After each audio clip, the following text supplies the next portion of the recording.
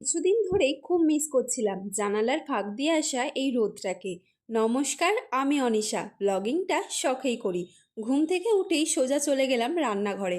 মাম্মামের জন্য দুটো আলাদা সেপারেট দুধ বসিয়েছি, একটা ওকে পরে খাওয়াবো, একটা দিয়ে এখন আমি ওর জন্য বানাবো সুজি। তার সাথে অ্যাড করেছিলাম ড্রাই ফ্রুটস পাউডার।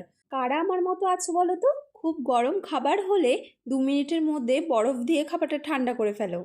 স্নান সমস্ত কাজ সেরে আবারও আমাকে ফিরতে হলো রান্নাঘরে। মামামের লাঞ্চ রেডি করব। ওর জন্য বসিয়েছিলাম ডিম সিদ্ধ আর মসুর ডাল, কুমড়ো আর বরবটি কড়াই দিয়ে। প্রত্যেকটা বাচ্চারই খাদ্যাভ্যাস আলাদা আলাদা হয়। ডিম অথবা মাছ হলে মাম্মাম খুব তাড়াতাড়ি খেয়ে নেয়, মাংসটাও এখন অত তাড়াতাড়ি খেতে পারে না। খাবারটা রেডি করেই চলে এলাম মাম্মামকে স্নান করানোর জন্য। স্নান করতে মাম্মাম সব থেকে বেশি ভালোবাসে।